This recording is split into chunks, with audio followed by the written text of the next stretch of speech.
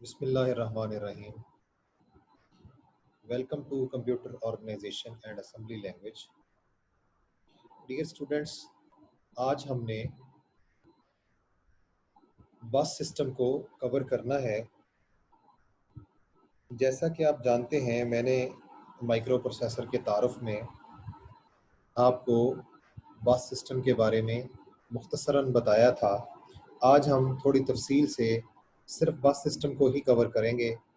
तो बढ़ते हैं हम अपनी पहली स्लाइड की तरफ। आपको पता है कि माइक्रो प्रोसेसर की ब्लॉक डायग्राम में 3 बसेस यहाँ आपको नज़र आ रही हैं, जिनमें एक यूनी डायरेक्शनल बस है, एड्रेस बस, और 2 बाई डायरेक्शनल बसेस हैं, डेटा बस और कंट्रोल बस। बाकी ALU register section, control and timing section के साथ ये हमारा माइक्रो प्रोसेसर है। तो इन पर तो ALU पर और रजिस्टर सेक्शन पर बात हो चुकी, और हमारे जो कंट्रोल यूनिट है और टाइमिंग सिग्नल्स हैं इस पर भी बात हो चुकी।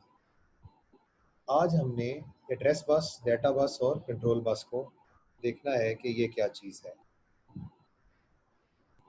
बुनियादी तौर पे बस सिस्टम मदरबोर्ड पर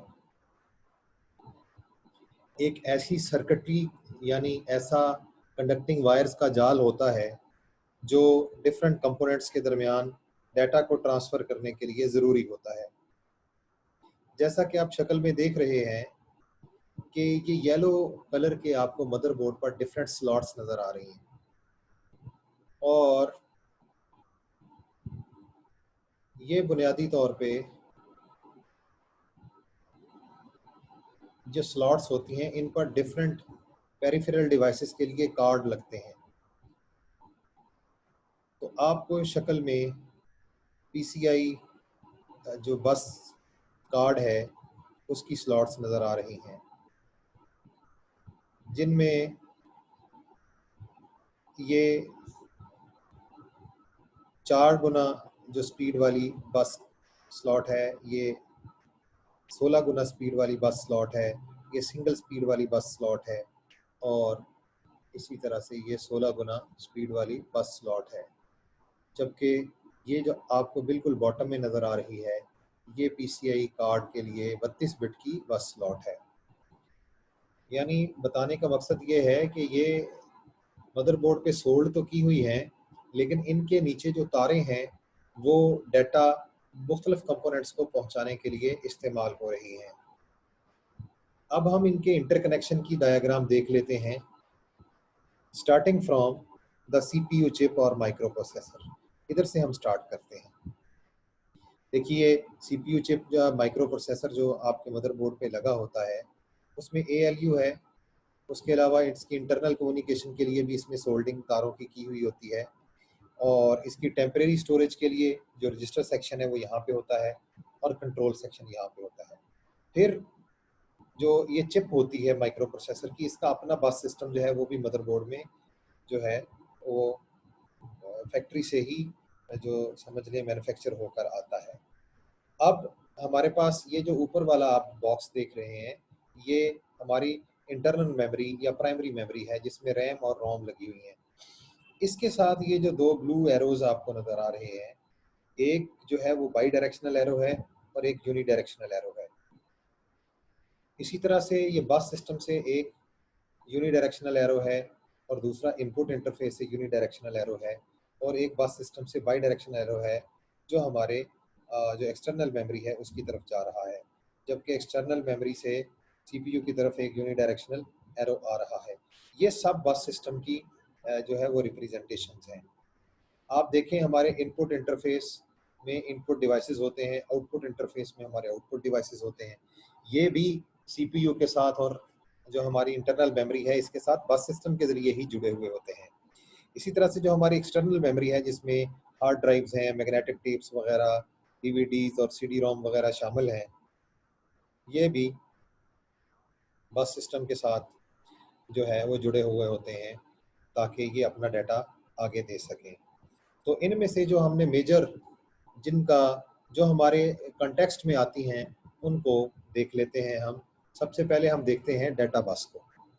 व्हाट इज़ डाटा बस? ये एक बाई डायरेक्शनल बस है जिसका काम इनपुट आउटपुट सेक्शन और हमारी मेमोरी से माइक्रो प्रोसेसर की तरफ और माइक्रो प्रोसेसर से इनपुट आउटपुट सेक्शन या फिर मेमोरी की तरफ, यानी इसने डाटा को ट्रांसफर करना होता है।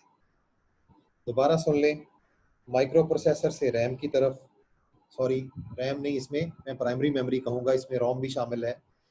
तो माइक्रो प्रोसेसर से मेन मेमोरी की तरफ, मेन मेमोरी से माइक्रो प्रोसेसर की तरफ, इसी तरह से इनपुट आउटपुट डिवाइसेस से माइक्रो प्रोसेसर की तरफ और माइक्रो प्रोसेसर से इनपुट आउटपुट यूनिट की तरफ, और मेमोरी से इनपुट आउटपुट यूनिट की तरफ और इनपुट आउटपुट यूनिट से मेमोरी की तरफ। ये बाई डायरेक्शनल बस है, इसका काम डाटा को कैरी करना होता है।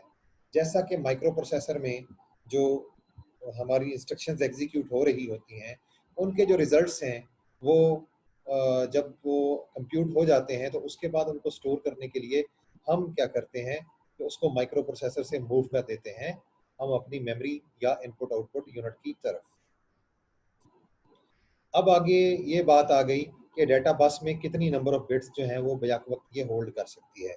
तो ये इसकी बस की विड्थ होती है या हैंडलिंग कैपेसिटी होती है, जो 8 bit, 16 bit, 32 bit, depending upon the nature of your processor and motherboard, वो किस फैमिली का है, इस पे डिपेंड करता है कि वो कितनी नंबर ऑफ बिट्स को एट अ टाइम हैंडल कर सकता है। उसके बाद एक यूनी डायरेक्शनल, एक तरफ को जाने वाली बस है एड्रेस बस। ये आपने पिछली क्लासेस में भी पढ़ा है। इसमें क्या होता है कि कंट्रोल यूनिट जो माइक्रो प्रोसेसर के अंदर होता है वो मुख्तलिफ एड्रेसेस इस पर प्लेस करता है, जो मेमोरी या इनपुट आउटपुट यूनिट में जो डाटा पड़ा होता है उसको सीक करने के लिए होते हैं। इसमें भी हमारी एड्रेस बस कितने नंबर ऑफ बिट्स को हैंडल कर सकती है, इससे इसकी विड्थ का या साइज का पता चलता है कि ये 16 बिट एड्रेस बस है या 8 बिट है या 32 बिट है। और ये डिपेंड करता है कि जितनी ये बड़ी इसकी विड्थ होगी, जितना इसका साइज बड़ा होगा एड्रेस बस का, उतनी ज़्यादा मेमोरी लोकेशंस को माइक्रो प्रोसेसर आसानी से एक्सेस कर सकेगा। जैसे कि एक 16 बिट एड्रेस बस जो है ये 65,536 यानी 2 पावर 16 जो हमारी एड्रेसेस हैं, यानी 64 के एड्रेसेस को होल्ड करने की सलाहियत रखती है। और अगर 32 बिट हो जाए तो यही कैपेसिटी बढ़कर जो है 2 पावर 32 हो जाएगी। फिर हमारे पास आ जाती है कंट्रोल बस। कंट्रोल बस भी एक स्पेशल किस्म की बस है जो कि माइक्रो प्रोसेसर ने अपने टाइमिंग सिग्नल्स को सेंड करने के लिए या रिसीव करने के लिए मुख्तलिफ जो इसके डिवाइसेस हैं उनके साथ कम्युनिकेशन और ऑपरेशंस का सिलसिला बरकरार रखने के लिए, जैसे मेमोरी है, इनपुट आउटपुट डिवाइसेस हैं, ये कंट्रोल बस यूज़ होती है। ये भी बाई डायरेक्शनल बस है और इसको भी हमारा जो कंट्रोल यूनिट है वो इसको हैंडल करता है। अब आखिर में, चूँकि ये सिर्फ बस सिस्टम और उससे रिलेटेड हमारा लेक्चर है, तो हम इसको इसके आखिरी हिस्से में माइक्रो प्रोसेसर क्लॉक पर बात करते हैं।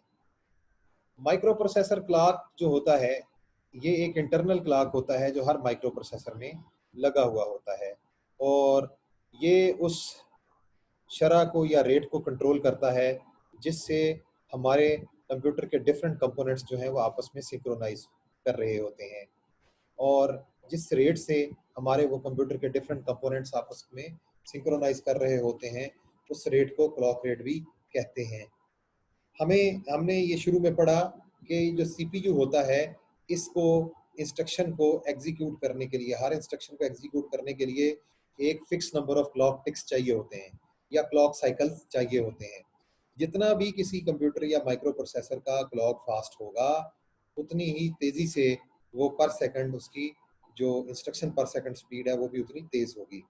क्लॉक स्पीड्स को चूँकि ये पर सेकंड के लिहाज से कैलकुलेट किया जाता है, तो इसका जो यूनिट है वो मेगाहर्ट्ज़ या गीगाहर्ट्ज़ में इसको मेजर किया जाता है, बड़े यूनिट्स में इसको मेजर किया जाता है। इसी तरह से आजकल हमारे पास जो माइक्रो प्रोसेसर्स आ रहे हैं वो सुपर स्केलर फैमिलीज से हैं, यानी वो एक वक्त में एक से ज़्यादा इंस्ट्रक्शंस जो हैं वो एग्जीक्यूट करने की सलाहियत रखते हैं। एक साइकिल में एक से ज़्यादा इंस्ट्रक्शंस एग्जीक्यूट करने की सलाहियत रखते हैं। हमें पता है कि सीपीयू में भी जो है वो क्लॉक होता है, लेकिन ये भी आप जान लें कि जो आपकी बसेस होती हैं, एड्रेस बस है, डेटा बस है या आपकी कंट्रोल बस है, इसके अंदर भी इनके अपने क्लॉक्स होते हैं। और ये क्लॉक जो होते हैं, ये जब तक इनकी स्पीड और सीपीयू की स्पीड आपस में सिंक्रोनाइज ना हो, उस वक्त तक ऑप्टिमाइज्ड परफॉर्मेंस आपको नहीं मिलती।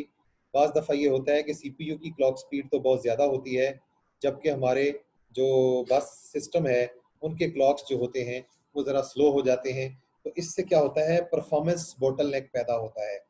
ठीक है, परफॉर्मेंस का मसला पैदा हो जाता है, क्योंकि एक जो हमारा प्रोसेसर है उसकी स्पीड बहुत तेज़ है, जबकि हमारी जो एड्रेस बस और डेटा बस और कंट्रोल बस हैं उनके क्लॉक स्लो हैं।